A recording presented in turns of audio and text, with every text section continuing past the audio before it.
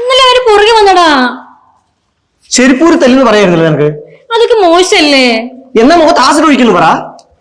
എന്തിന്? പോലീസിനെ കൊണ്ട് പിടിപ്പിക്കുന്നെങ്കിൽ നിനക്ക് പറയായിരുന്നല്ലോ.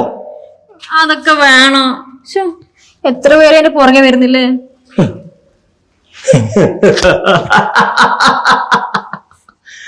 അതൊക്കെ എന്റെ കോളേജ് കാലം.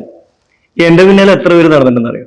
10ാം ക്ലാസ് പഠിക്കുമ്പോ ഒരു ലിജിത, +2 പഠിക്കുമ്പോ ഒരു സ്നേഹ, ഒരു സുചിത്ര, ഒരു രഞ്ജു.